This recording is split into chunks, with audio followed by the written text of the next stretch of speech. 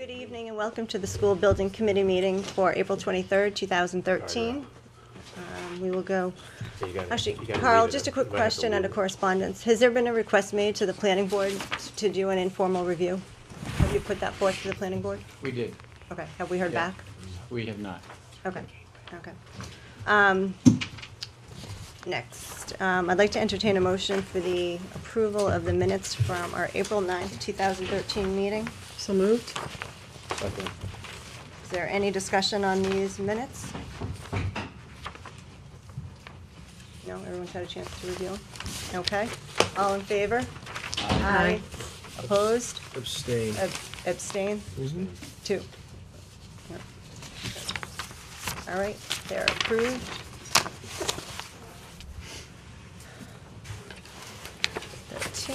Okay, so I guess we really have no new business. We're gonna be just doing a review and an update. So Chuck, is there any update from municipal at this time? Nothing really to get into that deep on. We've had some conversations with Carl and Courtney rather to starting up the middle school, high school work, which I think they're gonna give us an update on some meeting dates that they've got scheduled. Short of that, it's just a matter of we've spent a great deal of time going through the drawings, and Pat and I have submitted a bunch of comments to Carl and to Courtney relative to the submission that's being set for the MSBA. That's still on schedule, and the review comments will go as attached to it.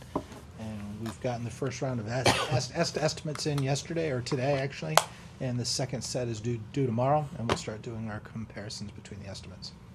So Okay. we're right on Friday, schedule. I think. Friday, we're getting together to do a team sort of look at it all. So that's where we sit. We're right on schedule to make the submission. And the big thing, though, is not the submission dates at this point, because they're not tied to board meetings. It's really the review of the drawings and making sure we've got everything noted and budgeted for. So that's where we sit right now. We're in pretty good shape. Okay, and what's our next target submission date? I just don't have the calendar in front of me. May 9th. Yeah, I think it is the MSBA. it is the 9th. It's of right May. after our next. So it's right committee after our next meeting, Yeah, okay. we're gonna ask So you we'll to be- just vote to make the authorization to submit it, that's all. On May Okay, 9th. all right, so will we have costing prior to that meeting or no? Yes. Okay, Mhm. Absolutely. We'll have it ahead of time. great. Sure, you in there? Okay. Does everything. All right. So, Would you like me to be an alternate You're a selectman? multi-serve. Only he can vote, right? I love it. Carl, yeah. Just don't bill us for that. You're in charge. all right, Carl, next is a notice of intent with the Conservation Commission. Sure. I can give you an update on that. That was filed. I actually just gave Rob a copy of the drawings, and I have an extra copy here that I want to leave with Mike, if you want to keep it in the office here, Mike. Sure. There's a notebook full of calculations, stormwater calculations, and there are a set of drawings, site drawings primarily, have gone to the Conservation Commission. They, as part of their process, they collect all the addresses of abutters and send out notices for the public hearing. Okay. That's been done. They and they advertise for the public hearing, and it's scheduled for April 25th. That's Not April, Is it? Yeah, April 25th? 25th, right? Yep. Yes, Thursday. This Thursday. This Thursday. Okay. Our civil engineer, landscape architect will be there at that time. We don't expect the hearing to close that evening, but it will be opened. Okay. As part of it, there's also a filing called ANRAD. I don't know what the initials stand for, George. Wetland, ANRAD. Yeah, it's basically Abbreviated notice of Yeah. area resource. yeah, something about Delineation. identifying the exact line of the wetlands on a survey and getting that agreed upon. That plan was also filed, and they'll discuss on Thursday a date to walk that line. They physically go out in the field to look at it to agree upon the limits of the wetland. So that date still has to be determined as to when that's going to happen. But in their, I don't know if it's their bylaw or just their tradition that they typically don't do that till after April 15th anyways, just because of the seasonal, whatever, water tables and variations and things. Yeah. So that's where that stands. I should mention, I think we were informed also that the drawings and calculations have been sent to the design review engineer by the Conservation Commission. Oh, great. So that process has started. Are they using Larry Graham? I believe that's the name, George, yeah. Yeah, they should, that's my understanding, is that that's who they're using. So I have some questions revolving around the site plan review, items that, if we had gone to the planning board, what they would be looking at.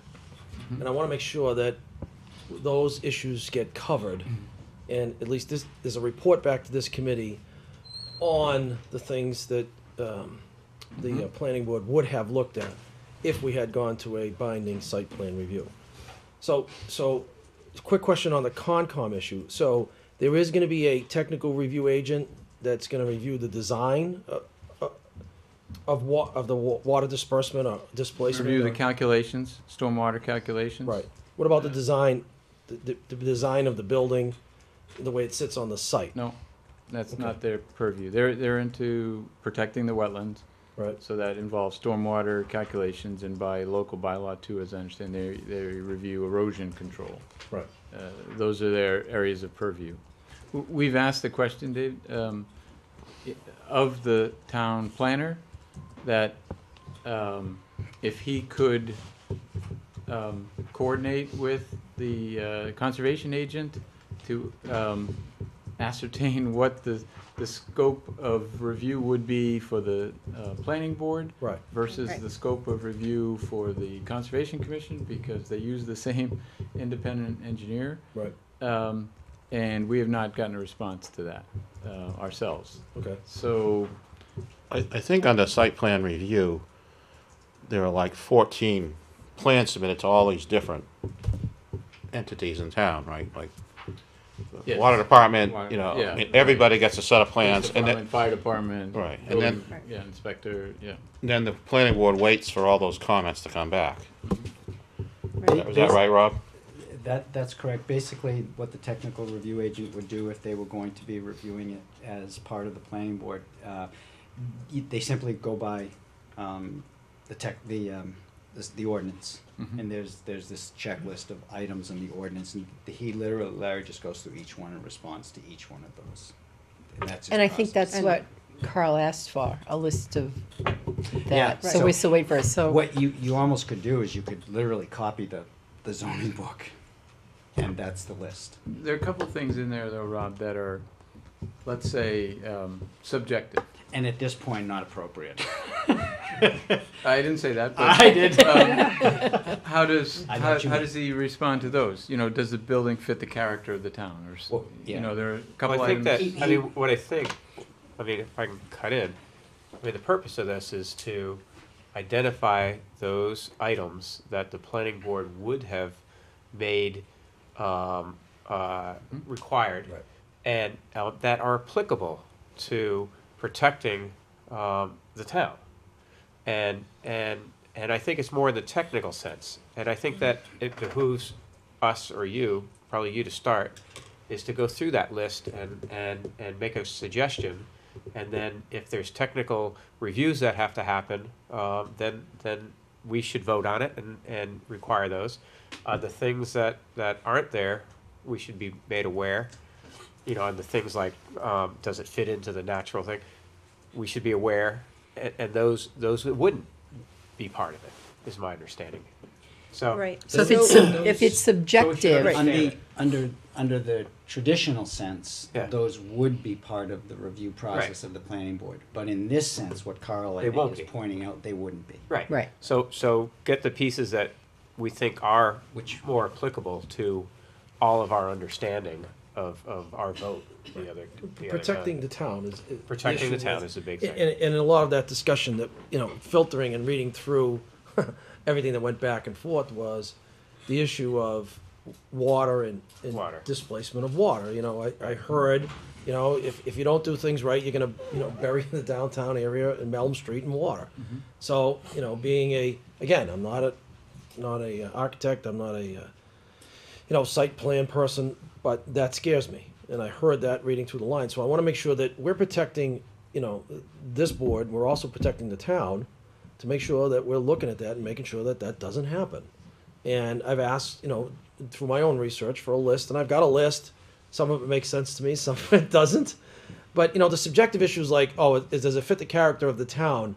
To me, that's a subjective issue, and I'm not really worried about that. I'm worried about, did we install the right equipment to make sure that the downtown area in Elm Street doesn't get flooded?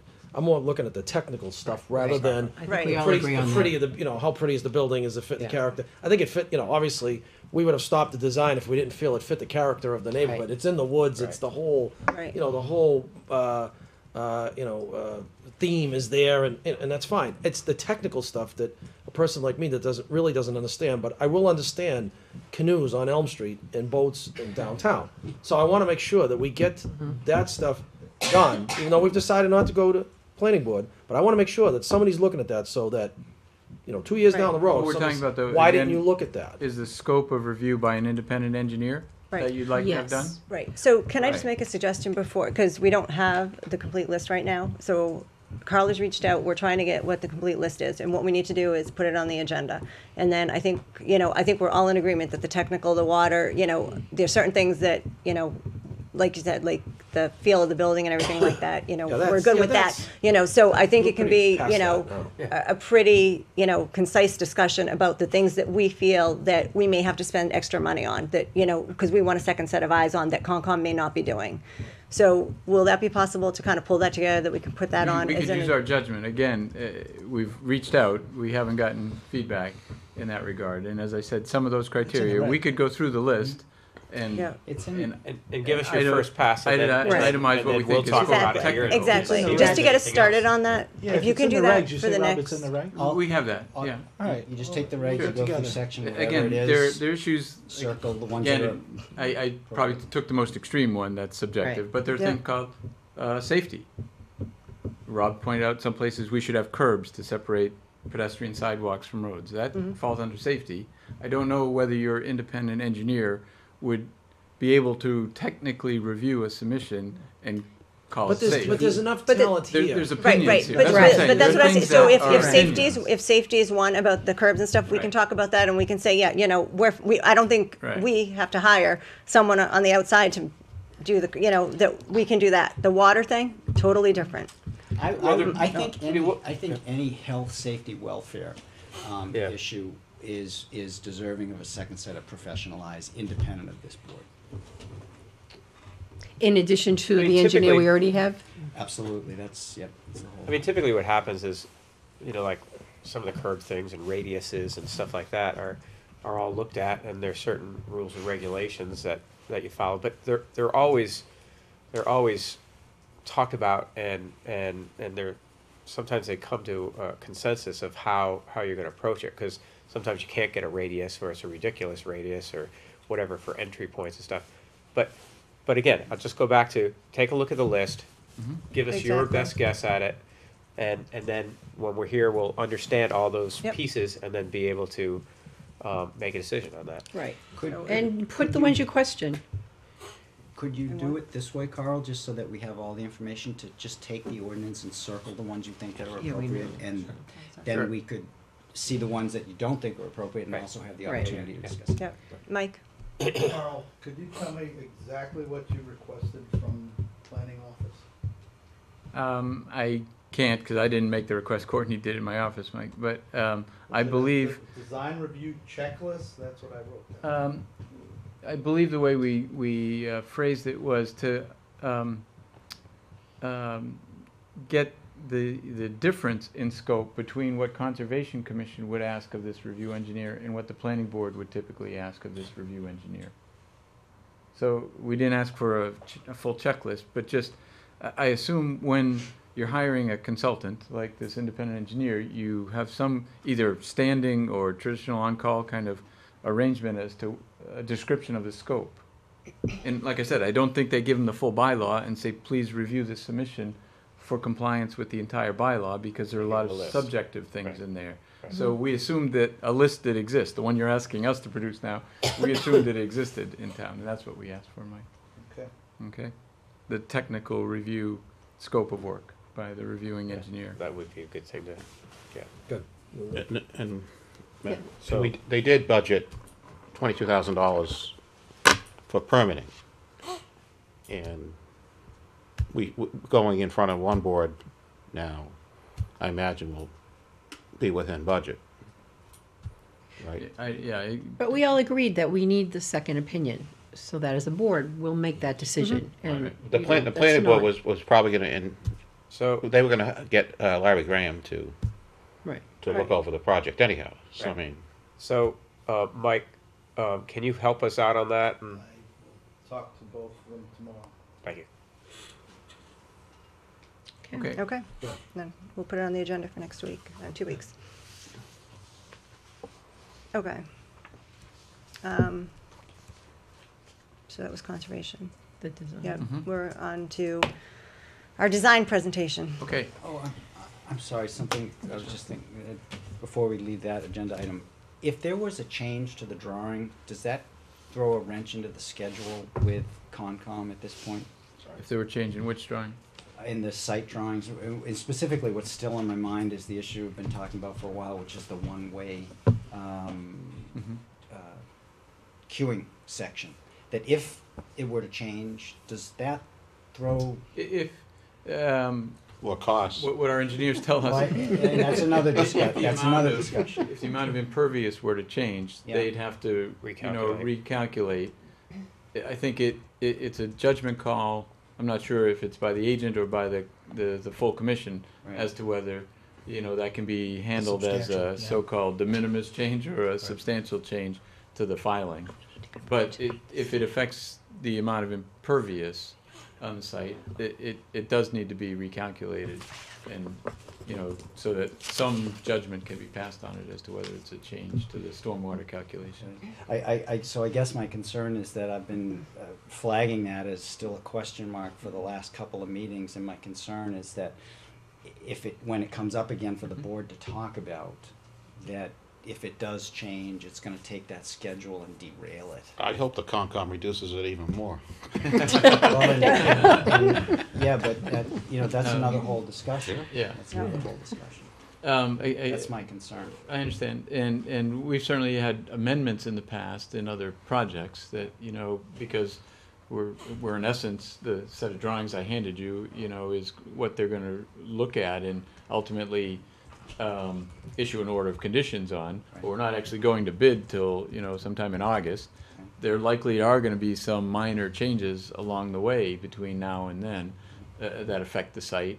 And, we would anticipate being able to deal with those in a way that doesn't affect the overall project schedule, is the best way we could say it, Robert. Yeah. And certainly if, if there are, we don't like to say, you can't change anything. I mean, if we collectively on the building or the site, see something that really doesn't make sense, or, there's great value in doing something differently, until it gets built, we should think about it. Yeah, there may be costs, there may be issues, there may be redesign, but ultimately we need to make a value decision if it's worth making that change.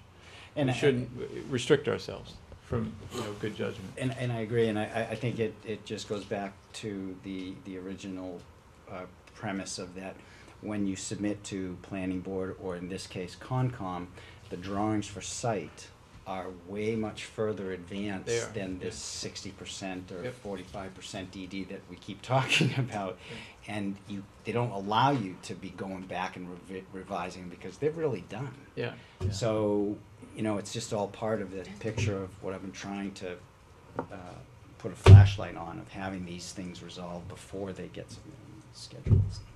So Okay. I'm looking forward to the next subcommittee site meeting we have, Yes. because I think we've been derailed on those for a We'll while. talk about that Yeah. in meeting dates, I think. Yeah. Yeah. Okay. Okay. In terms of the design review, we met last Thursday, right?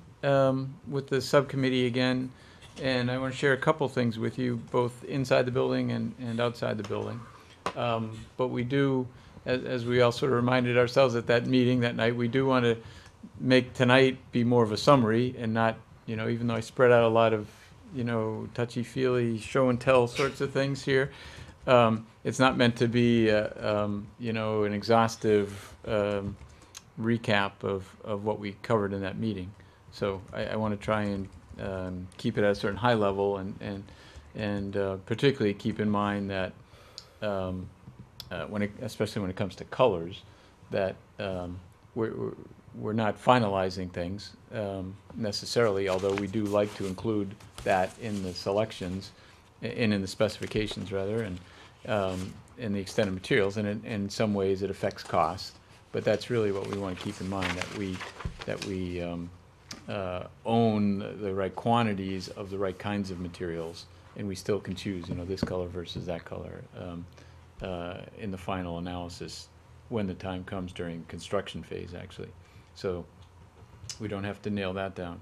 But I want to touch on one thing that Carol brought up first. Just on that one thing, just to let people know what happens is with the all these file sub bids, we may be stuck with a certain piece of the interior that has a certain finish to it that's not exactly what we had in our color scheme. So then on those types of items, what has to happen is once those are determined through the bid process, then we have to adjust our other things that are able to adjust. So the final color selection of everything is a little bit up in the air, which is odd, but that's the way it works. So we have to roll with that a little bit. We'll talk about one way to deal with that too, that we discussed. Right, we have different ways. I don't want to get into all that, but there are different ways to deal with it. Before we get into the materials and the touch on the exterior design, there was an issue that came up. It actually has come up a few times through this process, but as we start to finalize drawings now, in regard to what Rob sort of said about trying to get things right, Carol pointed out an issue that the custodial staff and maintenance people were not happy with, not satisfied with, and we've come up with an alternative, I think, that still works within the budget and it doesn't significantly change the plan. But this goes back to, here's the overall plan again. Remember, here's the kitchen, here's the cafeteria, here's the kitchen's here. The back of house things are sort of here. The loading dock is here, there's a big storage area, there's a custodian's office back here. And there's also a health office here. And it came up, early on in schematics when we were looking at this layout. Remember, we talked about this sort of two circulation paths on either side of the cafeteria, one of which gets you to the gym, one of which gets you to the kitchen area here.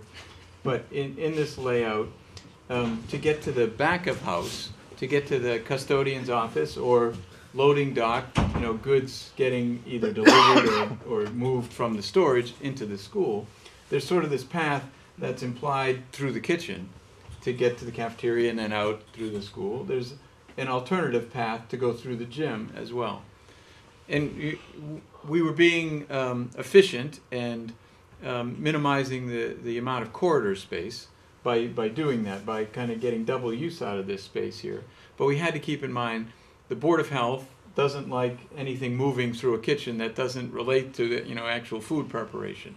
And so it's okay for people to walk through at times, and if they're not cooking and that sort of thing. But it's really not meant to at the end of the day, if the custodians are collecting trash in bags, to bring those trash bags through there to get out to the dumpster here. And we pointed out, because not only did the school bring it up, but the MSBA brought it up too in their review. We pointed out there is an alternative path to get back there that avoids the kitchen. You can also go outdoors and get to the dumpster, coming out the cafeteria and around. The dumpster's right there. And so we progressed because it seemed to be somewhat resolved. But as Carol pointed out, and maybe Mike Anderson was being too nice a guy, or he didn't speak up as strongly as he to us as he did later, but that we should really reconsider that it's awkward. And could we get a dedicated corridor in, or could we somehow make it so that the custodians don't have to pass through the kitchen or the gym teacher's office to get to the school? It's not even about the trash necessarily. And so I'd done two plans that we had discussed, or one plan on Thursday night, another one tonight. If we were to provide a dedicated corridor, in essence, we have to add more space to the building. And we basically move out this wall 5 feet. And we do a little internal planning, and there could be a door here, and you go to the left to go to the kitchen, and you go straight ahead into a dedicated corridor. And you pass back here, and we would swap these walk-in coolers for the custodian, and we could make it work, but we'd be adding somewhere around 400 to 500 square feet to the building. Multiply that times $350. $350 now? You know, something like that. Not an option. You know, and add related soft costs, probably talking about $200,000 or something there. And we could have done that back in schematic. It would have been the same solution. We would have had that much bigger building, and but we felt, again, we were trying to be efficient on this. So the other point was made, well, maybe we don't need to invest that much in this if we can at least address the issue of the custodian's access to the rest of the school. And Mike had made a suggestion that if we turn things 90 degrees here, the custodians at least could still cut through the gym, but do it directly and not have to go through the health instructor's office. So here's an enlarged plan. In essence, what we did, we took these two spaces and turned them 90 degrees. And we worked out everything so that virtually no square footage is affected. The net square footage remains the same. In fact, I think we gained a little bit when the gym storage is slightly bigger, and the dry storage and food storage is slightly bigger. By more efficiently, we actually took some space out of this implied corridor now and said, okay, if we're not going to use it, we'll squeeze it down from 6 feet to 5.5 feet, and you know, we're down to that sort of level of inches here. But now you can close off the kitchen here, so that, you know, at 4 o'clock, if the kitchen's clean and the custodians are still cleaning the rest of the building, you know, they can go around and not have any traffic go through that kitchen. During the day, if it's an issue, you know, they've got 2 ways in and out, because the custodian's office has doors on either side. So they have access to the back of the house, they have access to the front of the house this way, or they could go through, you know, if it's an issue and not a problem going through the kitchen there. So, and the gym storage still works fine. It's identical size. Long and narrow is good because you can have shelves on both sides and you have enough aisle space in the middle there. And the health office is no longer a cut through now. It's just a dedicated space for 2 people, which it was before as well. So I think everything's in place there. I think it, you know, when we talked with Mike and the group on Thursday, it seemed to be what they were looking for in that regard. So I wanted to just share that with you tonight, that if you don't see any issue with that, we'll proceed with that change. The sort of minimal redesign on our part that we won't bring up, but and we'll get the structure and virtually the kitchen equipment is unchanged too, so that layout doesn't have to be revised either. We have to vote on that? So, Could you send a copy of that to Carol so she can show it to Mike? sure. So, fact, I can Carl, are give you you this saying piece of that paper. all of those spaces in the back, the receiving, storage, Outdoor those are storage. all immediately accessible to the custodians? Yes, right there. Boom. So they go right through there and The they- storage room is actually that shape. That's all. Okay. These are just the electric closets here lining that hallway there. Okay, So they're directly part of that, part of receiving, or Yep. through the gym. okay. Would it be better to flip-flop the, Yeah, that's what I was looking at. the Gym and- janitor's room and the gymnasium room, so it's closer to the receiving? Well, you have that bathroom off of the custodial, that's Yeah, gonna be a problem. we didn't highlight it. There's a toilet room here dedicated to custodians, and now it backs up to this bathroom right here, Pete, which is nice. And the health office is, you know, that size, so that space works nicely together. So these things need to be connected, and if we were to switch them, we I wouldn't think have the only that thing that same- you could do, really, just you know. going by that, if you took the health person's office and the toilet room and the And moved all janitor's, that. move that, those Yeah. 3 rooms up and then switch the We also storage have down a, below. You know, a washer dryer here, we got a mop sink, so we've concentrated the plumbing right Yeah, there. that's So it's pretty economical if we can keep those together, I think, as opposed to, you know, they literally have to flip all the way around. You know, I think with the janitors coming out and having that door in between the storage Right corridor here. and everything, Yeah. and the kitchen is good. So I don't know if they have to be right off of the loading dock Right. or anything like that. Yeah, I mean, we're talking about a matter of 8 feet maybe difference. Yeah, there and there. I think that'll And work. it's still all actually. part of the same room, and that space would still be there, you know. Okay, well, I can give you a copy of this, Carol. All right, Carol, so Okay. you'll review that with Mike? I will. And just get back to Yep. even Carl if he has any comments? Yep. Okay. Okay, I just want to give an overview now, if I can, of, where's my cursor? Oops, I think my battery's died, I gotta use my finger here. Let's start with the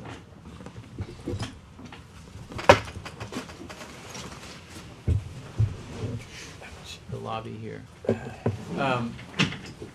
And the materials that we talked about the other night and that are still in the proposal and still in the budget are not all that different from what we've had all along here.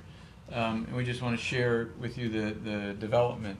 And this sequence sort of takes you through the front door, literally. So this is walking in the front door. So before we go any further, the colors here are And not representative of what's actually being there. Right, This there's a lot of modeling- variation between what I see on my screen, what gets projected there, what's Yeah. on our renderings. Right. And that's one reason we brought these, you know, so you can get a better feel for the So it's just there to show you what the size of the space is, and Thanks, that and helps, Jeff. and we Yep. can Carl will be able to point out the different materials, but it is not anywhere near this color.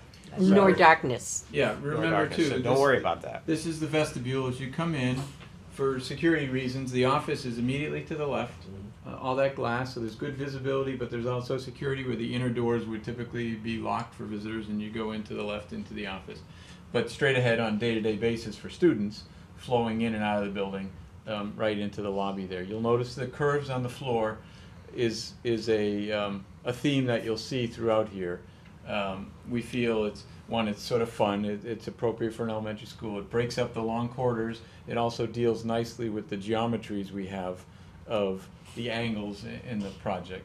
And because this is such a high traffic area, this is the most durable material on the project. It also is most expensive flooring, but it's this terrazzo tile here, which does shine, even without wax. It has an initial polish to it and sealer to it.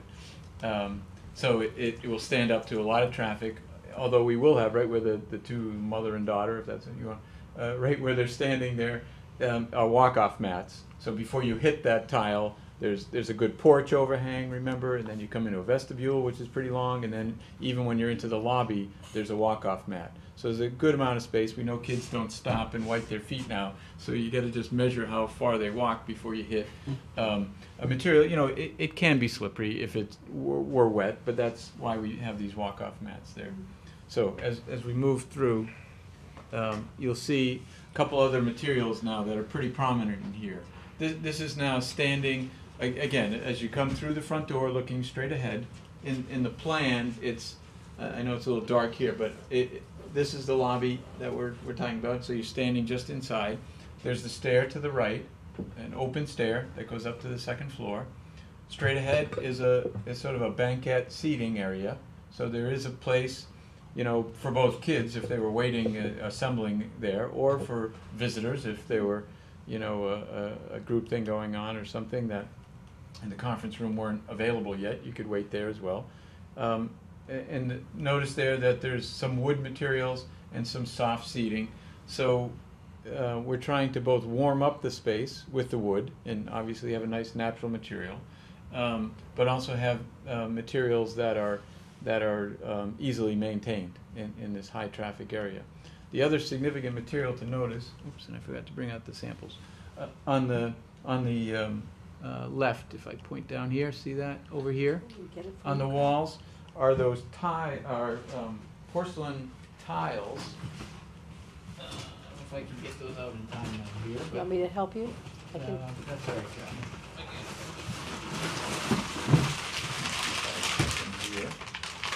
It's like Christmas.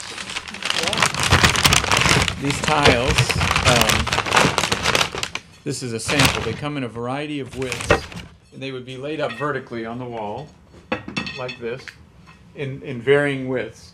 I don't know if you can see that in this light, but they're striated, so they sort of look like wood, but they're tiles, so they're very cleanable, very durable. Kids' back feet you know, walking along with your pencil out or whatever, you know, is not going to damage those. And they happen on the left as well as on the right, going up that stair, all the way up where you walk along a stair there too. That's a very vulnerable wall, and so we recommend that durable material there as well. And it can come in varying widths, and it actually comes in varying sheens. So part of it can be glossy, part of it can be matte. It gives you a real depth, and we think that, you know, abstractly it'll give you the feeling of trees in the forest. You know, that you'll have some depth to it, and it's vertically striated. I think it's a very nice, appropriate kind of material for all those reasons. That not only aesthetically what it looks like, but from a durability and maintenance point of view, it you know, is going to be easily maintained and high durability in this kind of environment. I'm gonna put this down there. Yep. Thanks. Is the image of the stairs accurate in terms of the ground plane being one material, then the brown stairs, Yes, then yes. then the material in the back? Exactly. The idea there is that one, there's the curves that's the pattern in the tile, but all that floor is the same material. It's just changing colors. Yeah. So the floor is all one material. Yeah. Then as you go up the steps, we intentionally want a contrasting color. It's not just for safety. It's sort of an ADA thing too, that you want to signal the first step for people so they don't miss it, they don't trip on it, both going up and down. Yeah. And the landing is a contrasting color. When you hit, there's an intermediate landing. And we'll walk that way in the sequence. Those are all terrazzo too. And they're all the same tile there. And the nosings will be treated so they're non-slip. The very edge of the steps as you come down. At the entrance, I wonder. are there two sets of doors I wonder. or just one? What we've done, there's one pair of doors, but they're not just 3-foot doors. We actually, sometimes you see schools, they have like 4 doors, 2 pairs, but everybody uses, you know, 1 door, right? And the other doors go unused. So true. We think you get better utility, and we meet the egress requirements, by oversizing a pair of doors. So they're actually 3'6" wide. So you have a 7-foot wide opening, no astragal in the middle when both doors are open, Pete. So when And somebody 2 gets in people the can building, walk through side by side. when somebody gets in the building, there's not another set of doors ahead of that. Oh, I'm sorry, yes, Vestibule. there's a There's a vestibule vestibule. door. I thought you Yes. were talking in Yeah. line. Yes, Yes, vestibule. and those are the doors that would be locked after hours, after arrival hours.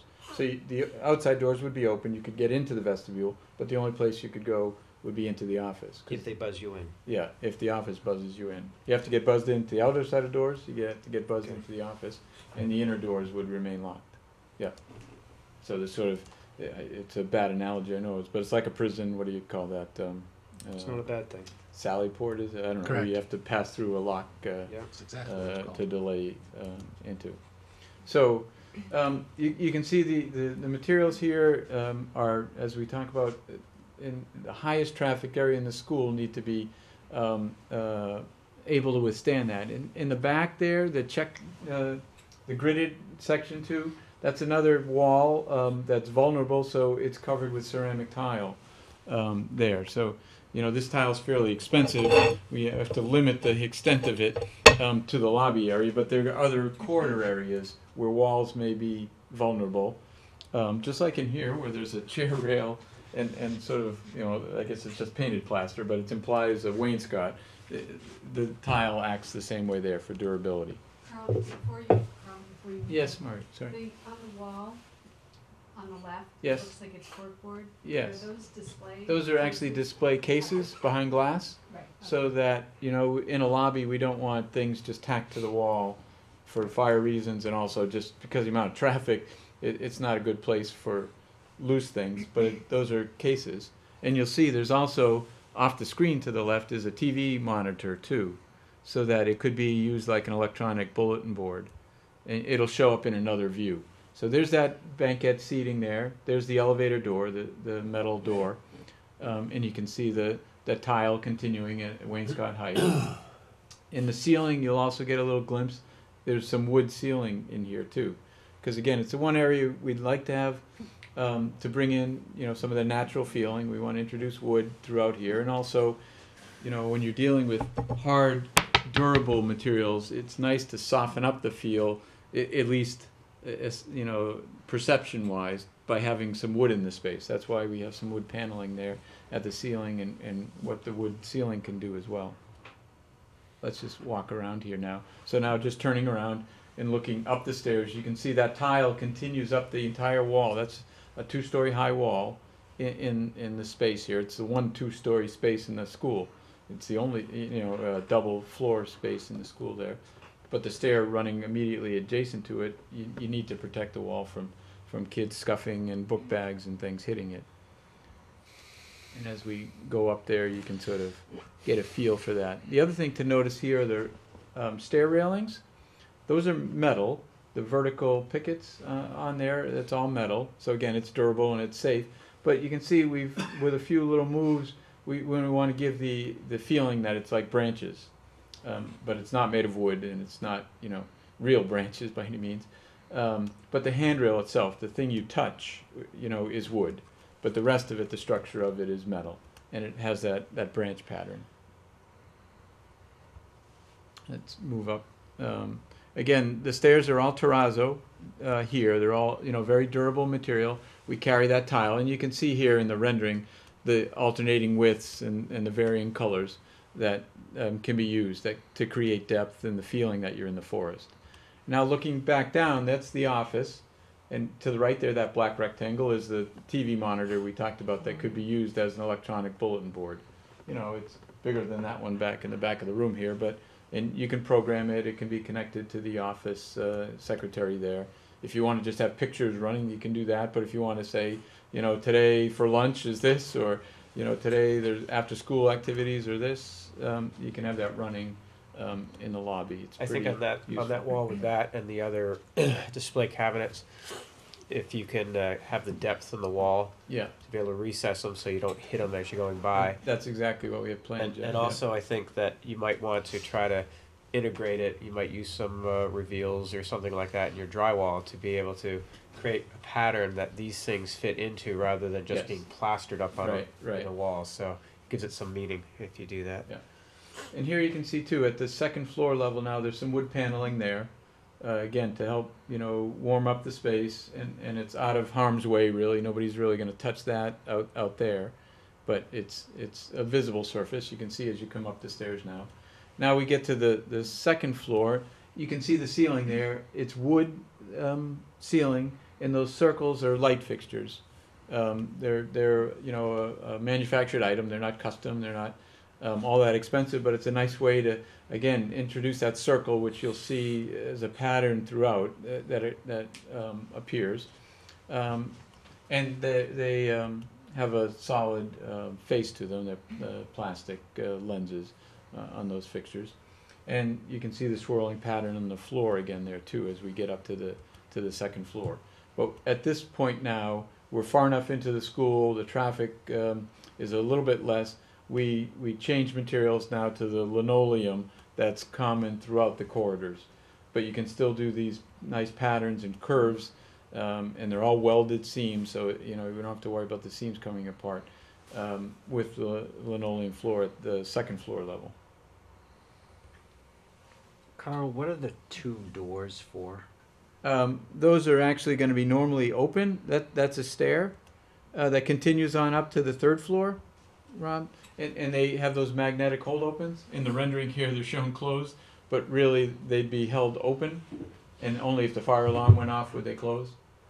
So you could flow on up if you're, a 5th or 6th grader going, arriving, going up the stair, and then continuing on up that way. Is there any, when you go back to the view that you had before, those 2 doors are, if they're closed, that's your focal point? Well, that's what I'm saying. They're not normally closed.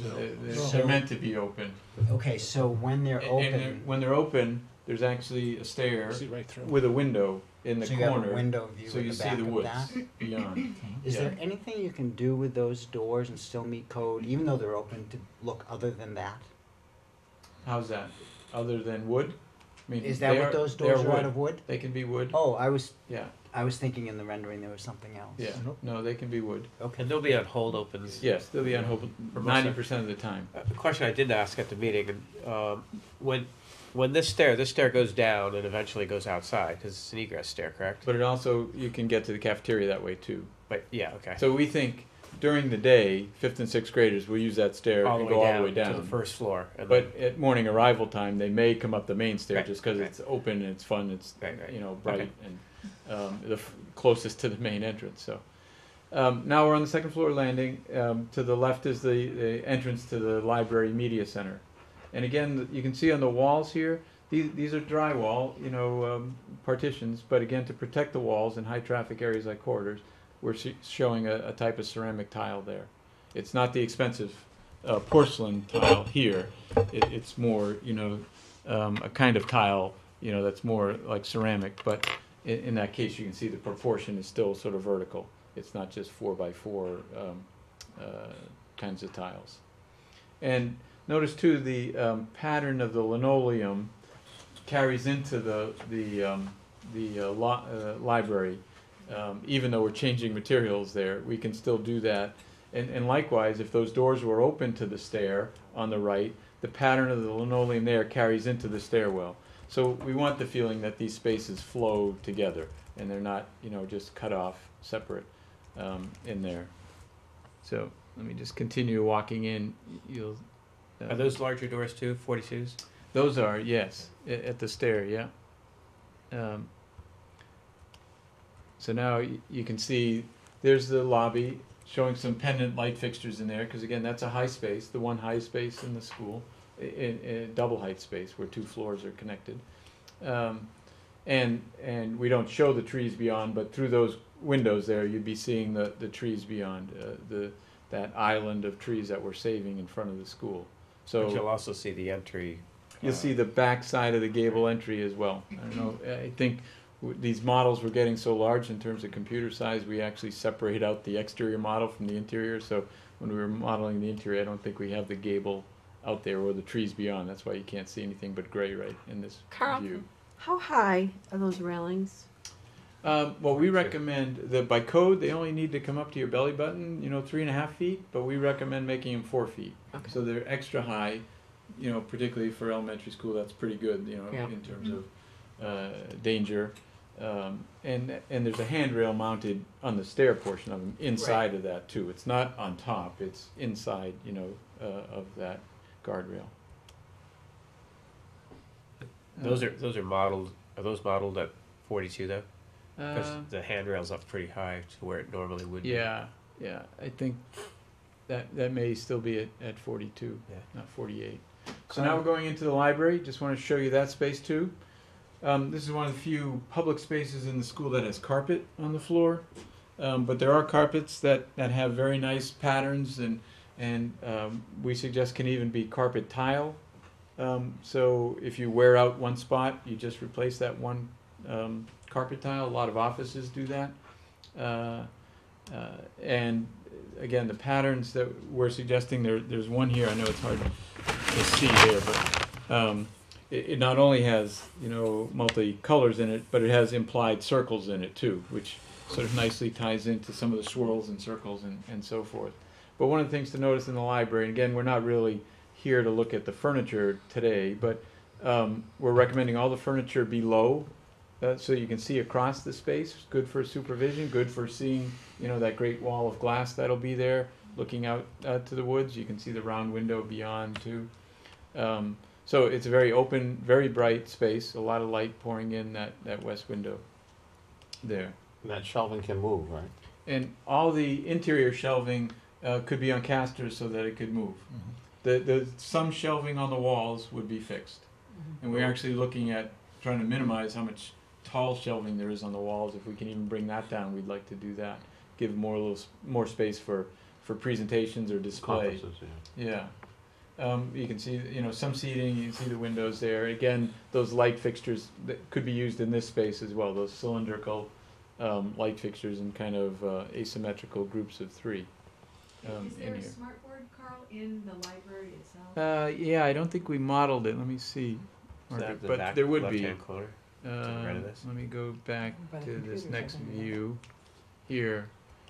Yeah, you can't quite see it. It'd be to the right where that blank white wall is, right here, down here. Okay. we didn't put it in the model, but it is on the plans for a smart board, because the library is a teaching area. It could be for computer instruction. It could also be for other kind of, how to do research and things like that. But there would be a smart board there too. And also in this space, like in some others, you'll see on the wall over here, those are acoustical panels to help absorb some sound. And again, you can see the introduction of wood ceilings. So the wood ceilings kind of reappear in special places, in limited but special places throughout the school. And the acoustical panels are used in a few locations here and up here, up high, because again, we want this to be to a certain extent quiet. It's a large space. There may be multiple groups in here at once.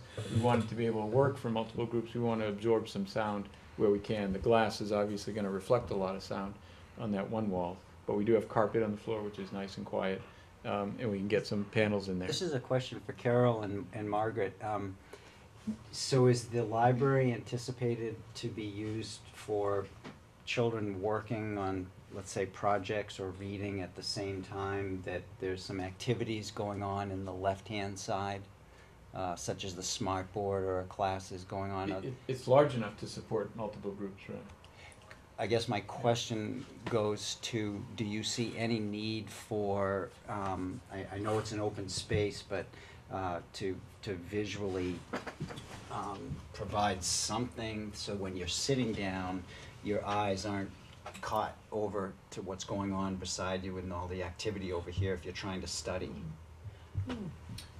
I think we've done just that in that, again, the bookshelves are not part of the construction contract, so we can still, specify what we want there. But what we're showing, what we're recommending is bookshelves that are like 4 feet high. And when you're sitting, your eye is about 4 feet high. Even little kids, they may be a little bit lower, but they're basically, so you don't have eye contact with the other corner of the room. Yeah. If you're sitting down at an activity there. Are there any comfy chairs? I mean, like.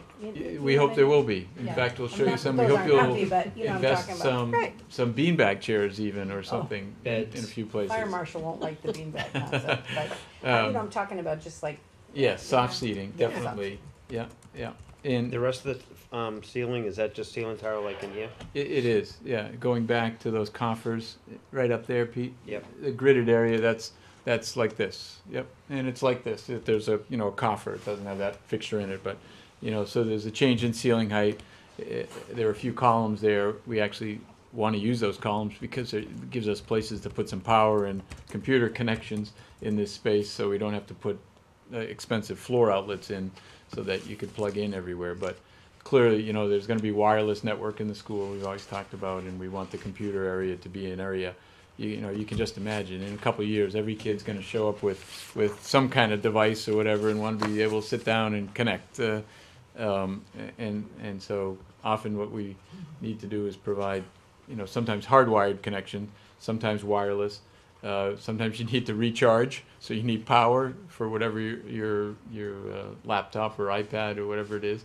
You want to recharge it, so there's data outlets around too power outlets to allow you to do that. When do you, at what point in the process, select the furniture?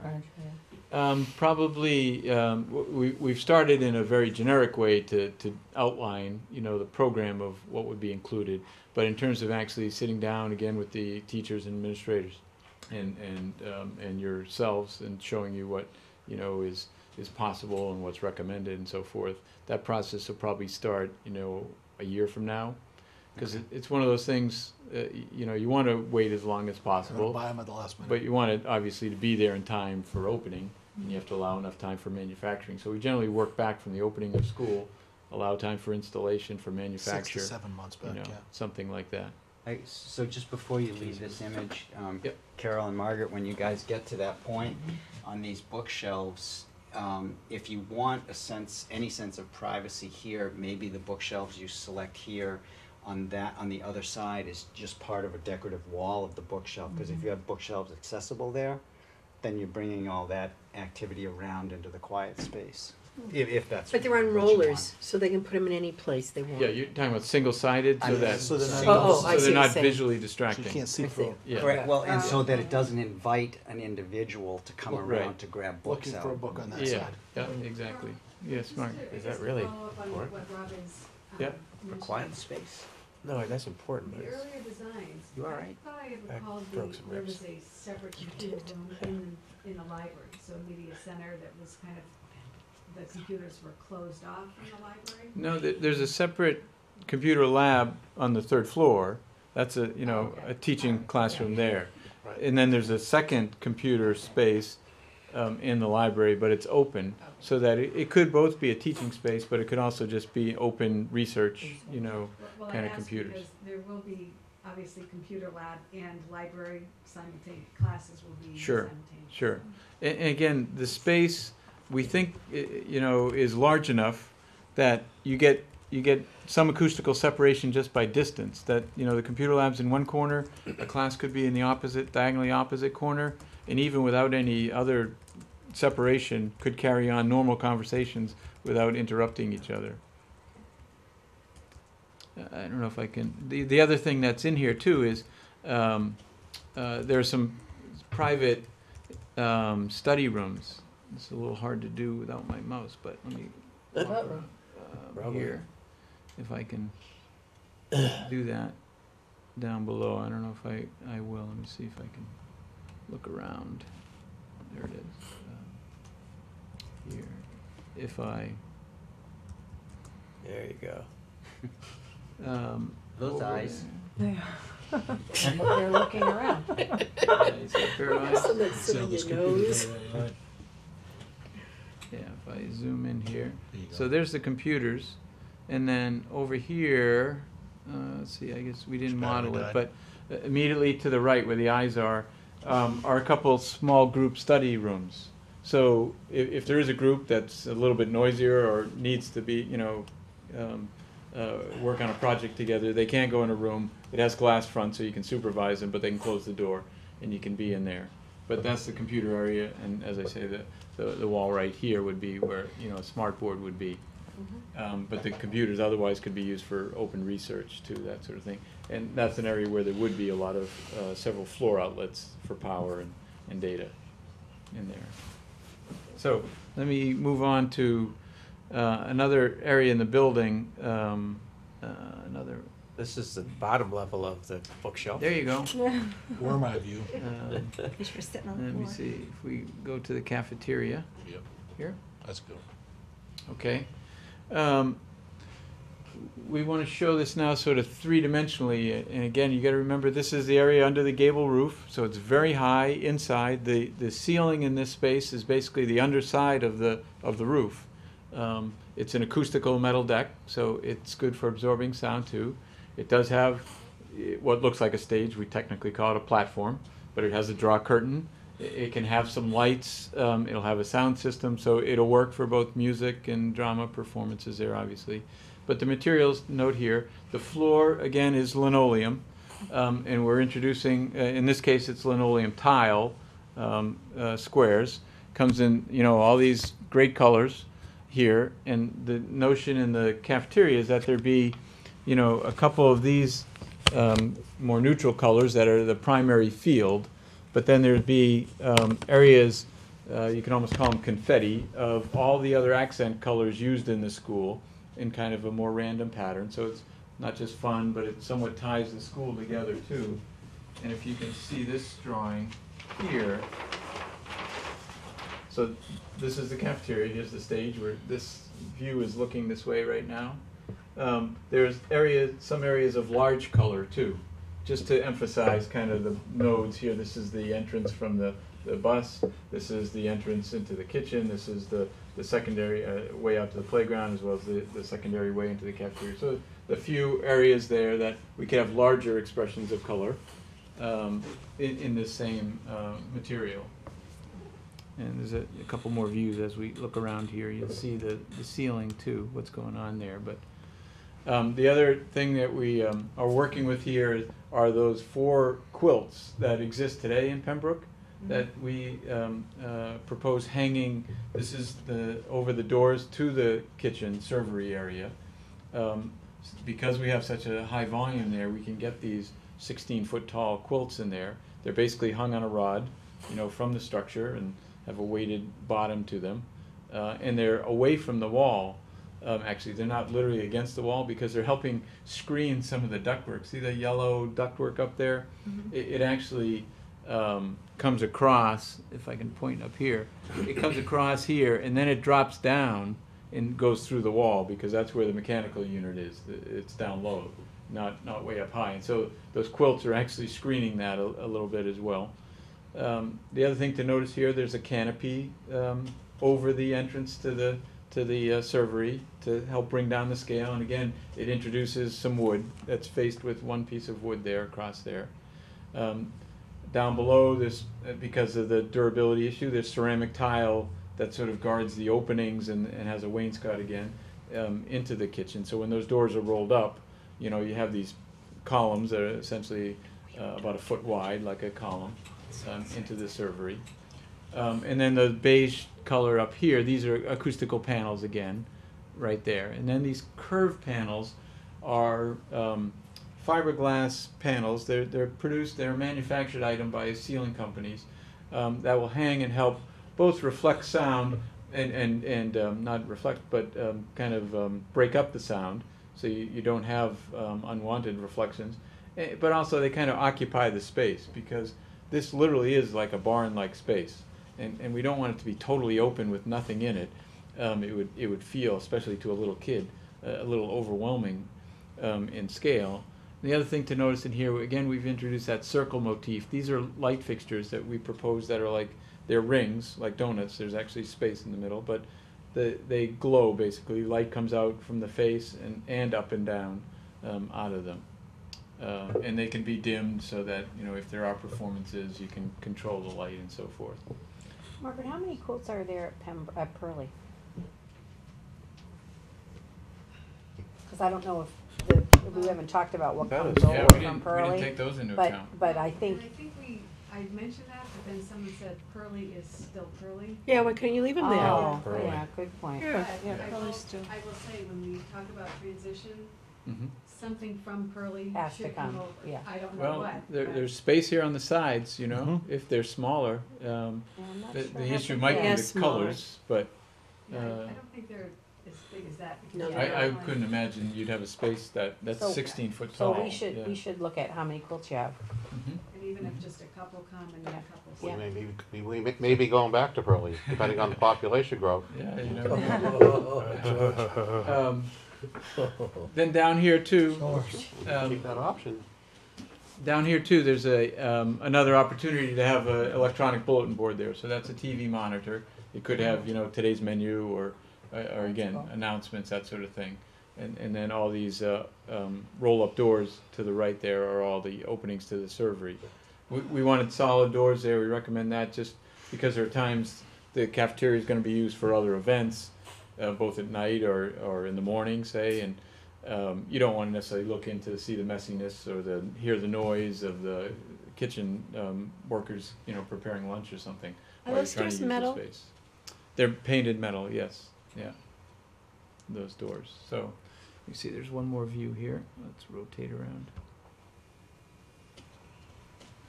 So you get a little better appreciation for the ceiling here, and those hanging baffles, so to speak. And then over the stage, there's again some wood introduced in a functional way. This is like a reflector. This is meant to reflect sound. So particularly when you get young kids, this room's, you know, it's not that deep, not that long, fortunately, but still you want to help them, whether they're playing an instrument or singing, help project that sound out into the audience. And so the wood does that nicely. It also brings down the scale again right at the proscenium, sort of focuses attention on the proscenium opening of the stage. And you can see we are proposing some theater lights to be hung up here as well. And there's another row of them above the stage where the curtains are. You can't see them because they're behind the curtains, but so there's some opportunity again to use this, not just for the school, maybe for the community, for theater productions as well. You can see the wall of glass that is the entrance to the playground beyond there, and those entrances both lead out to the playground. And we did talk Have you about got- curtains. Yeah, have you gotten anywhere with Yes, we talked about having a draw curtain across there, just like we do on on the side with the ramp where we want to avoid the distraction of people going to the gym that are coming down this ramp. There is a curtain here, a roll-up curtain. And when we looked at this amount of glass, and we said, well, if there's something going on in the stage, we probably want a curtain here too then, in front of that glass as well. It's not going to black out the room, you know, make it pitch black, but it will take away the distraction and certainly take away the glare of all that natural light. We are protecting it from direct sunlight. There's good overhang, there's a good trellis out there, so we won't overheat, you know, with the south sun there, because that's all facing south. But it will be still bright, naturally illuminated. There may be days, I say, that you don't even need to turn on the artificial lights. It may be bright enough in there that it works at lunchtime without that, which would be nice. Is there a sensor that will determine that? Yep, yeah, they're so-called daylight sensors. harvesting sensors in a couple spaces like that. You see one other area just quickly inside to show you, and maybe this is at the ends of the corridors. Let me just, maybe now's the time to talk about the corridors.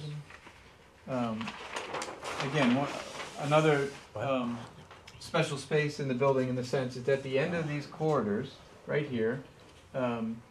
There will be a built-in bench, again, pretty simple, but just obviously gives the opportunity for people to sit. And here's where you might want to put a beanbag chair or two, or some other soft furniture here. And it has a nice wall of glass looking out to the trees beyond. Again, this is an interior model. We didn't model the trees there, but you remember it's floor to ceiling, and that wood ceiling there is actually sloped, so it's higher than the typical ceilings in the school. Again, a very nice outlook. It sort of projects your view out to the woods beyond. If we could look at this here too now, maybe I'll turn the lights back on. Well, let me Go just, ahead, Jeff. on this, one thing that we had talked about was this end piece was always to try to get that view out to the trees and make you feel like you're in the trees. And one of the things that we asked them to look at is actually taking the ceiling and bringing it down on this one wall so that it becomes more like a tree fort or something of that effect. Yeah, you feel That- enclosed. Yeah, part you of it. feel a little bit more in tune there, and it brings the whole. This is a little bit stark, so Yeah. so I think that will warm it up a little bit, make it more cozy for people, yeah. and you probably feel like you're really in a tree fort at that point, which would be Yeah. kind of cool. Well, are there places in the halls for student work? Yes, yes. Yeah, I don't have them rendered here, Margaret, but on one side of the corridor, we have tall lockers, or two lockers stacked, so it's fairly tall. But on the other side of the corridors, typically we just have low lockers up to 3 feet, so we have all the space above that for display of student work. Would be corkboard. Down there, and there'll be a tack strip Yeah. there that can be used for that. We gotta be careful with the fire regulations as to how much paper you put in the egress corridors. I think each tack strip comes with flame retardant spray for your. Well, that'd be displays. nice, but. I just wanna show you again the feel of what's happening in the corridors. We've taken the floor plan and shown you a proposed pattern here. And again, this is something that we wanna own on the drawings. In other words, own the cost of constructing this. We have time to fine tune it and to select the colors. But remember, this is linoleum, and I put these two samples on the floor. Those are two field colors here, and the line between them here is just where the seam would be welded between there. But a couple of things, and we're all sensitive to the issue Carol and others have brought up about, can you make this shiny? Because shiny equals clean. She's getting over it. It's better than you think. It can't be as shiny as wax. It's texture. so But the it's good better. thing is, you don't have to wax it. So that's Right. a sort of green attribute in and of itself, that you don't have to use a lot of chemicals to strip it and wax it and over time. It's very durable, and it's very natural material too. It's made of linseed oil and sawdust and I don't know, other natural, easily found components. Jute maybe is the backing. So that's the material in the quarters here, and we can have fun with it. And one reason too for the line, it's not just an aesthetic, but this material comes in 6'6" widths, And if we tried to just roll it down the middle, we'd end up with a seam anyways, because we can't, the corridor's wider than that. And so, you know, rather than just have the seam go straight and, you know, at funny angles here, it's a way so that we minimize. There may be a few places where we have a seam because we're a little bit more than 6'6", but generally, in all these places, they can be cut out of one sheet. So we're trying to you know, keep that in mind, and then we use the leftover pieces in other areas. So, you know, that hopefully a smart floor layer is going to figure that out and minimize waste as well. But you can see also what happens, there's these little pools, so to speak, at special areas that introduce the accent colors. And the accent colors will vary. This is the second floor. Here's the third floor. So the same two field colors, but it allows us to vary the accent colors. So each floor will have its own color scheme. One other subtle difference, you might notice there are these little leaves at each entrance that are laser cut and set into the linoleum. And those too can vary floor to floor. It can be, you know, birch and oak and maple leaves there. And to help us with the color schemes too, because we don't want every floor to be green, we can have fall colors. So we can introduce, you know, oranges and yellows as a way to, and still be leaves on the upper floors there. So, and that's what you were seeing in that rendering too, you know, how there's sort of a pooling of the blue color.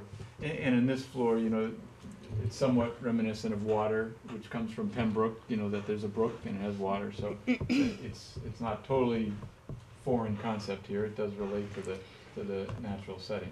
So we wanted to share that too.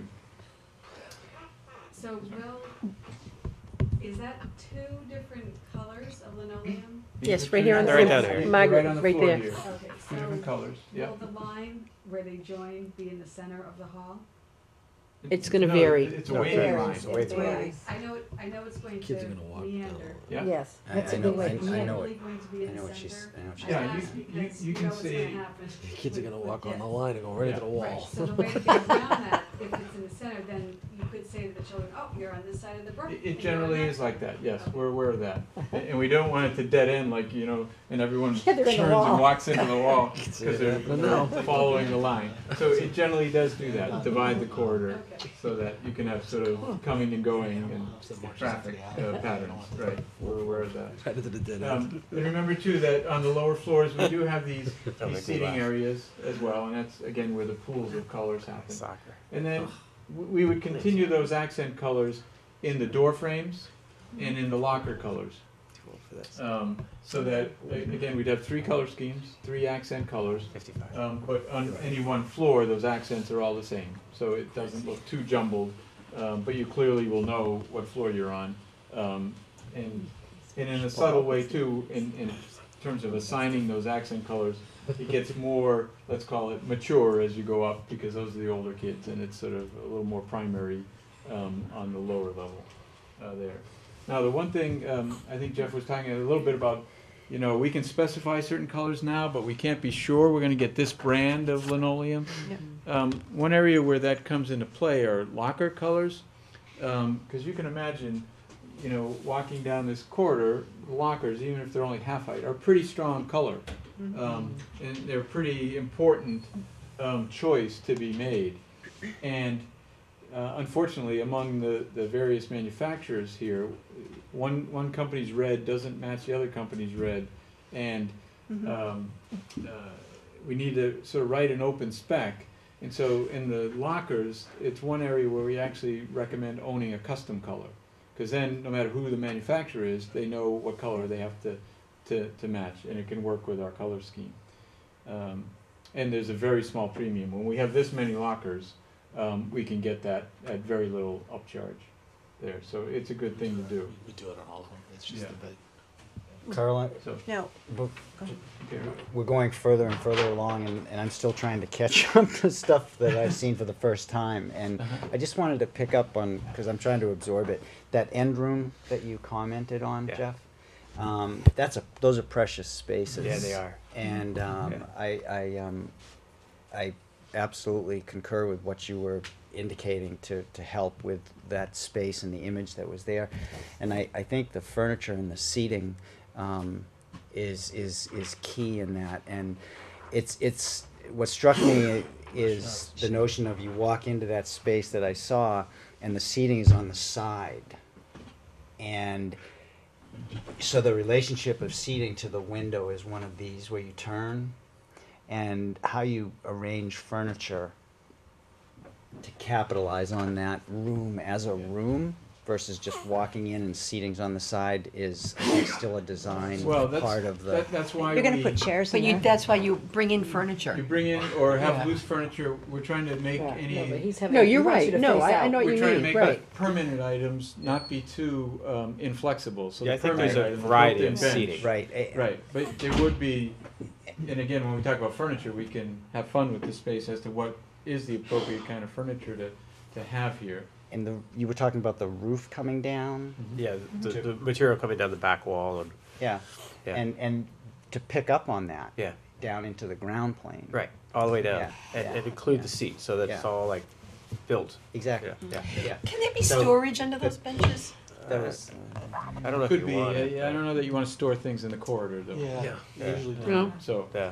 the other, you know, in terms of You- Storage furniture, is there always was such a kids in there. premium, you There- store wherever you there's, can. there are these But 8 you can- chairs. When you've got your Oh, walls, yeah. you Oh, can yeah. find them in I there. would- oh, yeah. In Yeah. terms of being You have so cozy, much- Yeah. you're surrounded, you know, So much Yeah. storage in and your if you're a classrooms. small kid, you could actually I have two wasn't of you thinking in about there. for and teachers, Oh, yeah. I Yeah. was just thinking about That'd be a custodial great thing. things. Nah, I wouldn't do it there. And the only other comment going way back was on the second floor when you go up the stairs and those railings. Yep, yep. And they're higher than 42 inches. Yeah.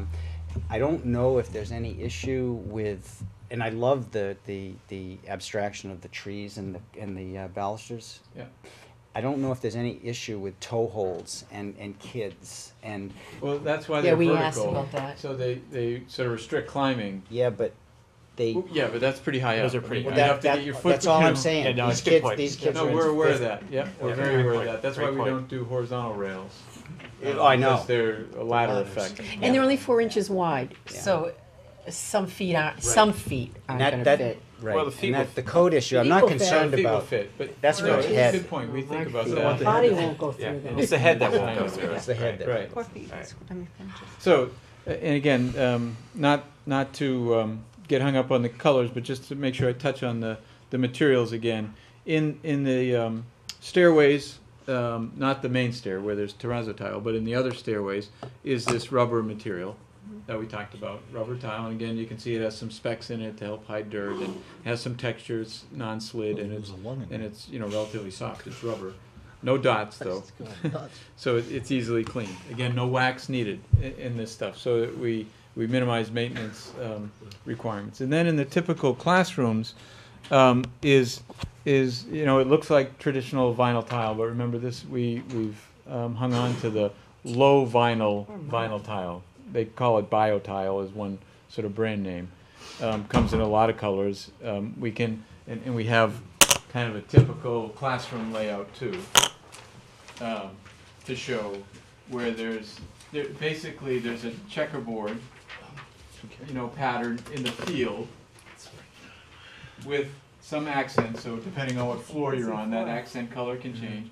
And then a pooling of color near the entrance, just to give a little bit of hierarchy to the space. It's not uniform. This is a kindergarten room. It has slightly larger pooling there at the head of the room, and here's a green floor would have a pooling of green and accents there, and the 2 colors of check. These are basically 1 foot squares, and there'd be alternating colors. I think, I'm not sure if these are the 2 field colors or something like that. So there's a background of that check, and then accent colors introduced in the classroom. So again, it's meant to hide dirt and stains, and at the same time give some variety to the floor there. So that's that typical material.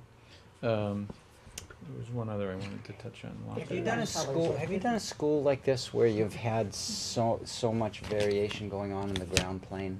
Sure. We've done it in lots of places. One, because it's fun. Yeah. And it's cheap.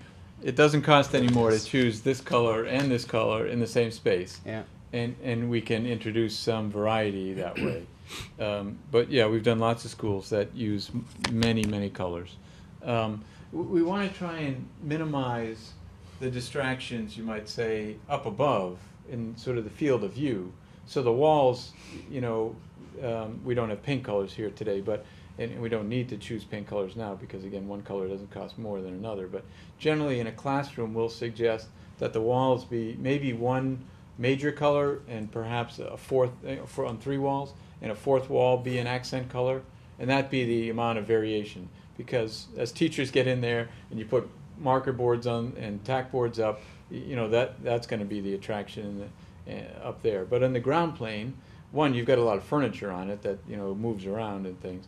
But 2, you know, it's an area that you can have some variety on and break up the feeling, particularly in corridors and lobbies and cafeterias. You don't want it to feel institutional or just monolithic, one color going on forever, sort of thing. So yes, and being an elementary school, we want it to be, you know, lively and colorful and fun place to be for both the teachers and the students.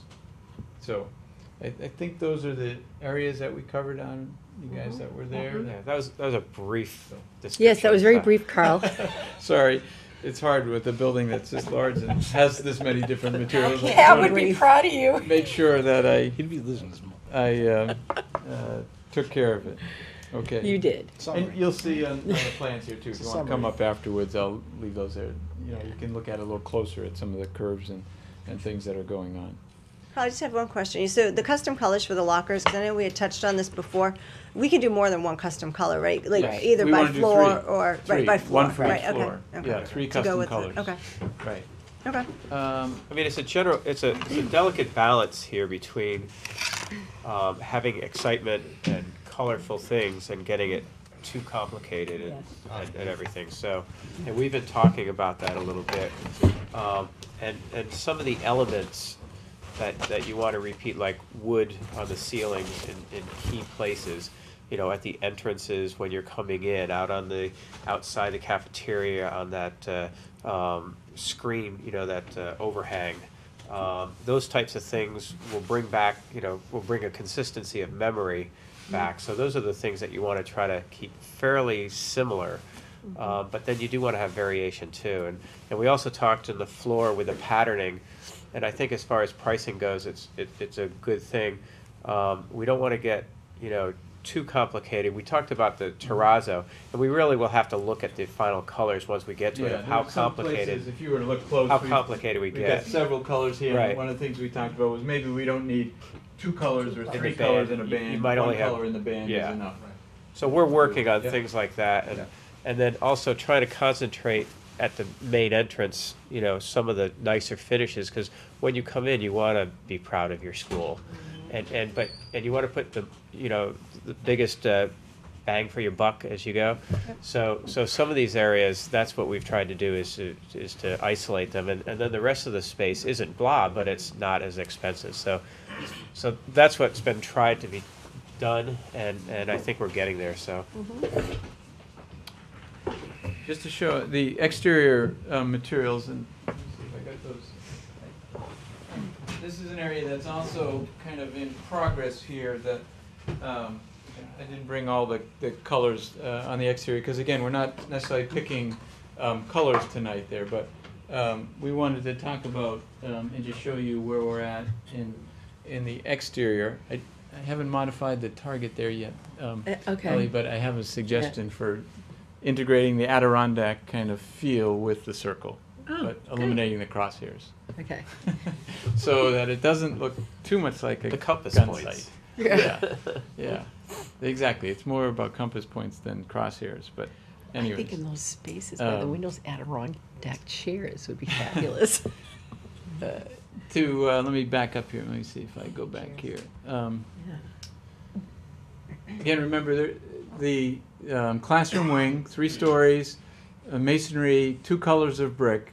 What we're looking at is trying to find a brick like this, maybe with a little more variation than this, that can be the field color, and then the darks that we cull out to be the darker brick, where we want dark brick. And again, we want something Like that right here. that's under between the windows is the darker brick, and there's a few bands of it in a couple places, but it's basically a two-tone masonry product. And if we can find, and again, because it's an open spec, we have to find at least 3 brick companies, 3 different, bricks that would satisfy that sort of criteria that, are manufactured here. And that's how we would sort of blend that together. And then the lighter colors, and again, the colors here aren't meant to be exactly accurate, but the lighter colors here are metal panel. So, as we The tan colors are. yeah, the tan colors in this rendering, if I zoom in here, are corrugated horizontal siding. So it looks like, the clapboard siding there. And notice too, as we get closer here, there's 2 different kinds of windows. So that in the masonry vocabulary, they're sort of single hung, kind of more traditional windows, you might say. In the metal, they're rectangular, but they're awning type windows that are hinged at the top and open out. So that you do get this breaking up of the big mass of the building again, and feeling that there's different components, different parts to it in the long expanse of it. As we move down to the library, remember the thing we did here, there's no longer an exterior sunshade or anything, but these mullions are very deep on the face and spaced closer together than we had them before, so that we do get some shading for the west sun in that library without any additional shading devices on the exterior of the building. There is a good overhang there, but again, when the sun gets low, like we talked about, say after 2 p.m., it's going to be in a zone where it's probably still slightly above the trees, but below the overhang, and the sun will be penetrating in there. But we can cut off a lot of it with those mullions. And then the other thing we're going to do is modify the glass too, so that the glass down low will be the most transparent for visibility reasons. But as you go up higher in that library, we can increase the tinting and the you might say opacity of the glass to knock down more of the glare. From the outside, you won't really notice the difference, and even from the inside, it may look more like a gradation. If you look close, you might notice the difference. But it should cut down a lot on the potential of either overheating or overlighting that space in there. Carl, I still struggle with the columns and the proportion of the columns to the building, and the mass of the building is so big and so heavy, and these come across to me like matchsticks, and it's almost like you could go like this. And so this issue of what you do with these Yeah, things. we've fattened them up some, Rob. We can look closer at that, and they are fairly close together in a span like this. Yeah. You think they should So, be wider be or fatter, taller? be Or fatter. I think Just they visually, should yeah. have a base to them that Right. looks like they're We agree. the We scale agree. of it. It is glass up there, though. At times it reads lighter, not heavy I'm material. sure the rendering makes it. So hopefully it doesn't visually feel too heavy for those columns, but we're right. sensitive to that. And we have distinguished Still don't the like that. the 2 entry columns that are holding up the gable are the ones with the stone base. The others like don't that. have that. He's gonna Yep. change that. And they're also, He's gonna change that. we haven't rendered them different colors, but they could be. Those could be, brighter or white, or and the others more of a natural color or something like that, so that they stand out also. And they're also fatter than the other columns, so they are larger scale because they are taller too. You can see the gable is taller than the porch itself. Remember, underneath this porch is a wood material again, so that again, as you get close to the material, you're getting that natural feel there. And way up high, also way up high here, that's Really, wood really too. look at it. So, I don't think we're going to trick anyone into thinking this is a wood frame building, but by just having these little cues, it's going to, I think, lighten the feel so that it doesn't feel like a steel frame institutional building. We still, you know. just to let you know, we still have to go through some of the exterior. We didn't get to a lot of it because most of the time was spent Well, on we're the actually gonna talk interior about stuff. our next meeting, which will So, cover some did you of get that. to the back entry? We didn't modify it much. I can show you what we're studying though, just to let people know that we're still trying to resolve. Let me see where. This is the main entrance to the front, and Yeah, then, if we and go then around the to the other bus entrance, which is entrance. going to be mostly the bus and also the after-hour entrance. Yeah. We needed some work on, so If we look at this. Carla's going to look at a few things for us. Let me see if I can zoom in here.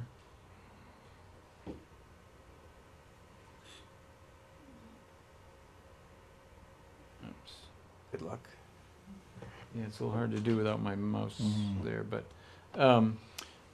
this entrance back here is, let me see if I rotate a little more, is the bus entrance here. We come around here.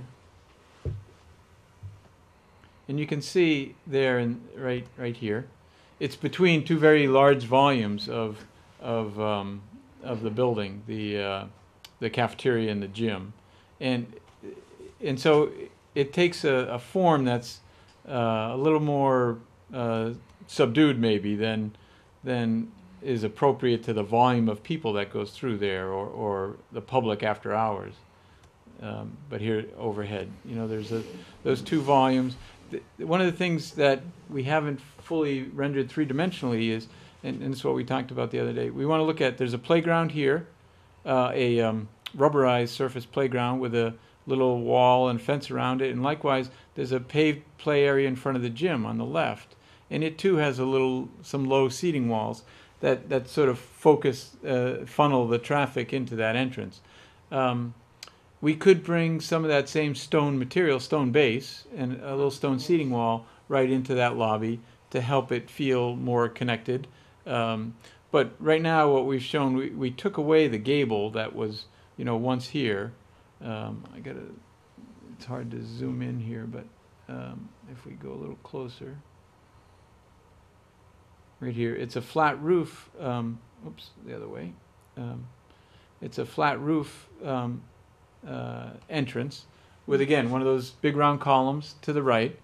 Very generous, it's very wide, it's almost 30 feet wide. So in that sense, it's, you know, certainly appropriate. With, again, oversized doors, so those are 3/6 wide doors there. Wood on the underside of the canopy. What about some of the stone on the Right. bottom of the pole? You know, over here, we could have that stone base come in so the glass doesn't go all the way down. Yeah. But, Yeah, I think we're going to work on you it. know, we've looked at a couple different things of, you know, trying to make it a little more announced or pronounced, appropriate to its function. But we also see it somewhat as a void between two solids. That's why there's glass there. You know, you got a solid gym. You got a, you know, even though there's glass in the cafeteria, it's still a big volume right there. But I think we can improve at the ground plane and below at that entrance. So that's one area we're still working on in detail, sort of. Okay. Okay. All right, so we're going to vote on just the Okay. interior anyways.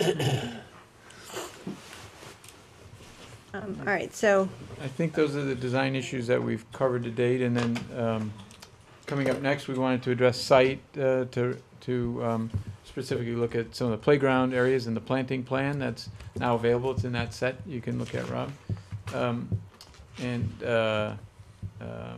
follow on with that and the exterior as well, to come back with another pass on and another subcommittee meeting there too.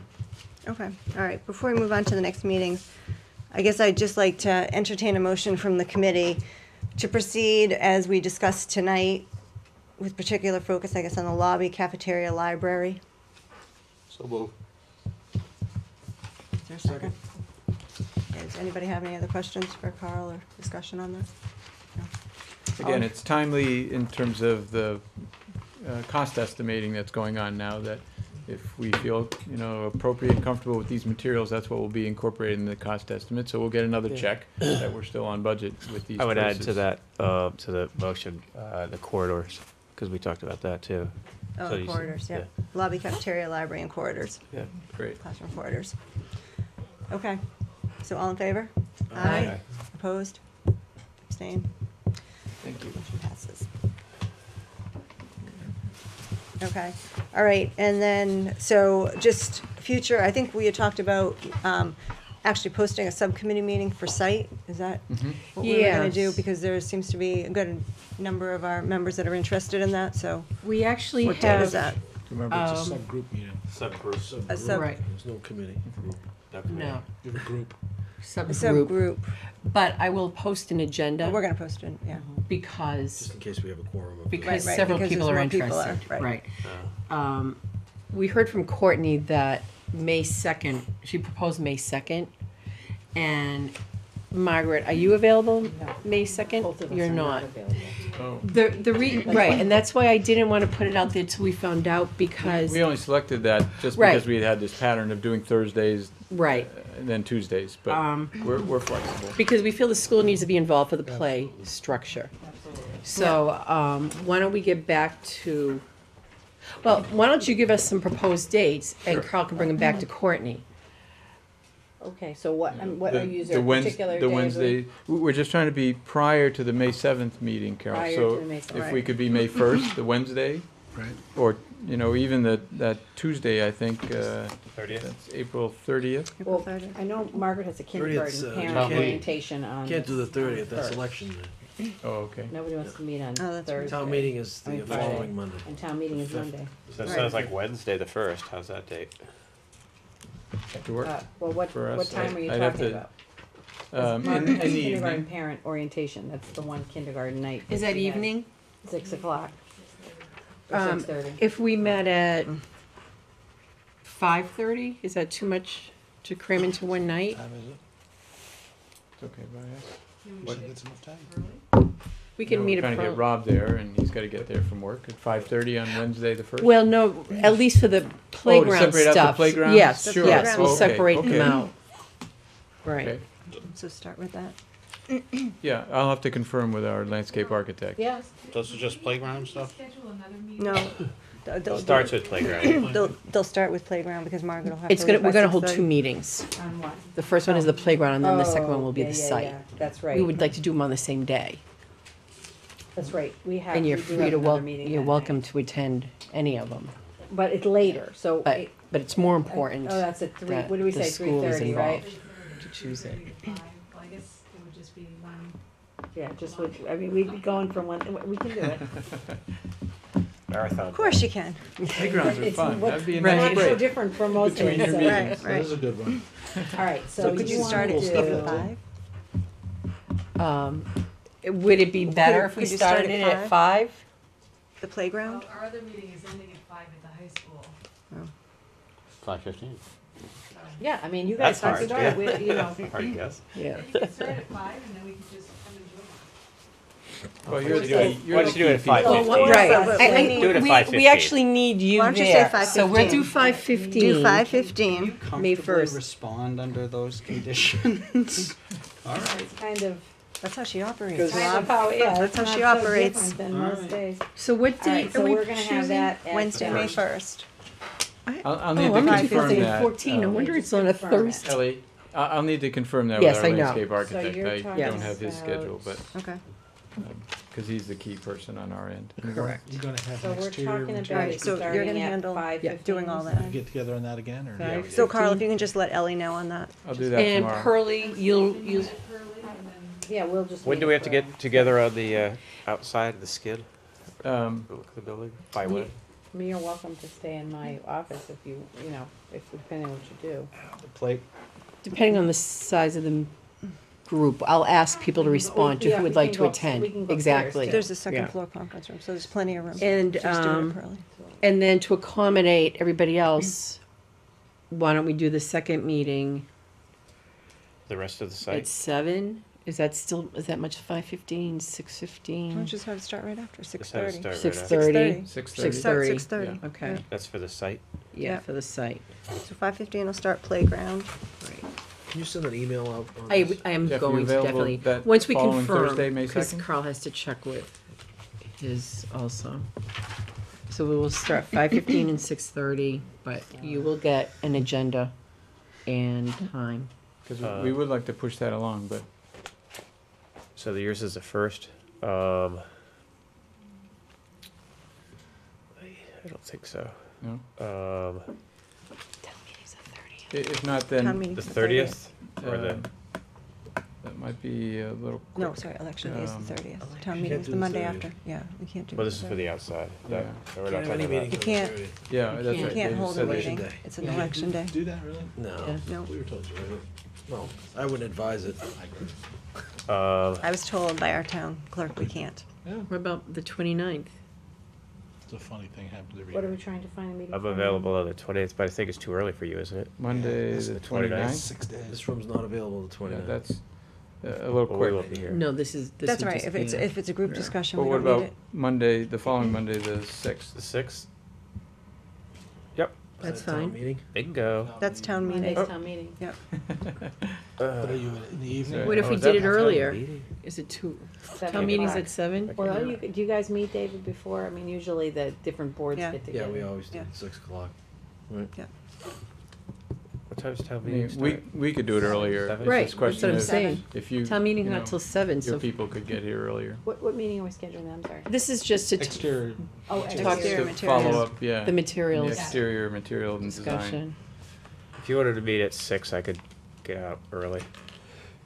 I'll do that. On what day? Okay. May 6th. The 6th.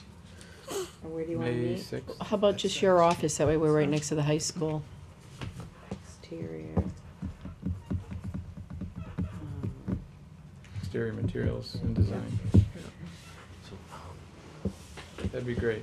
That's town meeting. Yeah, tight, well, it's a good time to do it. Yeah, before the next meeting. yeah. Absolutely. And you want to do that at 6? And I got one other thing we have to introduce when you're done. Okay, Okay. Carol. Okay. Put on this meeting, emails. This will make it seem like we were showing you we're pushing right up against bidding. We have to set up a pre-qualification committee. Don't all get excited. Carl's laughing. 'cause excited. We go I through this. gotta leave. I need my glasses. You're required under Massachusetts bidding laws that you have to pre-qualify general contractors and all subcontractors of the filed subbid subcontractors that you would accept, you would qualify to bid on your project. It's a requirement of construction reform laws, 2008, wasn't it, 2004, something Yeah, like that? somewhere in there. And been modified 6 or 7 times. We do this on every job. It's a requirement that it's a 4-person committee. 1 person has to be from the architect, 1 person has to be from me, and 2 people have to come from your committee. It has to be from our committee, and it can't be an appointee from our committee. I mean, an appointee. Various towns have said various things, Yeah. but it's usually somebody from the building committee, Oh. which is considered to be the awarding authority. Who's not here tonight? Thank God. Well, let me finish and tell you how great this is. Yeah, I was gonna So say, what thank God we have exactly- two co-chairs here. Let me tell you exactly what it entails. We're going to advertise. You can select these 2 people at your next meeting. You don't have, you obviously can't do it tonight. I will send out what I call a primer that I wrote on what pre-qualification entails. It entails reading roughly 125 proposals Who's on that? average. I But you don't have to Eric. read them all. You don't have to read them all. We You go can through it. skim. You can skim them. And Kerry. We'll do the And Carrie. Heavy And I know lifting. Eric and investigation. Carrie. This is where I really do the heavy lifting for you, and I say I because Pat won't do it. Where we actually make reference calls, so not everybody has to, some people may choose to. This is you guys. We actually go down to the state and we look at what they're called, their file that is on down at the Ashburton place, down at the state office building, and review all those things. I'm only giving this primer because I'm looking into what the requirements are. You don't have to meet a whole bunch of times. It's only usually 2, maybe 3 times at best. The meetings are closed because they are not open meetings, because they're actually not negotiations, but you're reviewing financial and sensitive information. It's always good to have a person with a financial background on it. I didn't look at him, I looked on the other side of This the is room. probably my last meeting on this committee anyway. That's the truth. There'll be a new possibly New be a appointment. new chair of the Board of Selectmen, so. I'm here. The chair doesn't have to be on our committee, though. But they Just will a be. rep. So I'm just sending this to you. I'll send it out. You should send it out by email, everybody, so at your next meeting. So we'll everybody's post had it an on the agenda. opportunity to read it, put it on the agenda, and then you're gonna have to recommend and vote 2 people to sit on this committee. So they can You be can make sitting some then on friends another or some board, enemies, whatever you Steve. wanna do, but So- it is a little time consuming. It does require us to meet, and then what this subcommittee does is bring the information back to your committee, and we give a presentation on the number of people that were selected, the number of people that were pre-qualified, as Pat has indicated before, and Carl knows this as well, the concept is not to disqualify people, the concept is to look at it and really, the more people you disqualify, the lower you make your bidding pool. You want your bidding pool as big as big, but at the same token, you wanna weigh that against the people that we have had experience working with that, we call them the good, the bad, and the ugly. Does it have to be a voting member of this board? It's been we have the determined procurement by a officer number right of committee. by a That's number- what I was looking at, actually, that's why I It's asked been the determined by a question. number of building committees in the past that it usually is 2 members of the building committee. Did you vote as members or voting members non-voting? or non-voting? That's a good question. I'll dig a little, and I'll ask Mr. Farrell, and I will dig into it a little. And how quickly can we get the Board of Selectmen to approve a nomination for a new member? They also ask for people At who any have meeting. experience in design and construction, it helps. As you're reviewing Oh, there we contractors. go. I don't know, Jeff. I'm gonna I think it's find kind of cut and conflict. dry, so I don't know. Now that finger's pointing in Well, a different direction. I think then if anyone feels that they would excel in this area, to step forward and send Michelle or myself an email, so that we know. We'll split it up. What we do is we'll right. split the packages up. We do all of anything. Right. We sort them, we organize them. I receive them, Mike and I will set up a room where they can get them. I'll organize So he's them. already I'll put the included Mike. packages together for you. Well, no, just because it has to be, we have Right, to post it. sensitive. We Yeah, have to advertise it in the register. We have to do a bid opening on the day that we receive the packages. It's very involved, but I do nearly all of it. So I organize Okay. it together, and then I'll put the packages together and make them available for anybody to come here, pick them up, or if you're local, I'll drop them at your house. There's probably We are all 6 local. or 7 file boxes. But you don't have to read them all. We'll go through and we'll prioritize them. So throw Okay. that out there. This is one of the least fun parts of it, but it is required. Well, I hear several people stepping up. Yeah. All right, if you just send us something in writing just as soon as you can, so we can do something later. Okay, all right, well, thank you for that, and at this time, I'd like to make a motion to adjourn. So moved. Second. Second? All in favor? Aye. All right, Thank you, everyone. Did you guys have an opportunity to find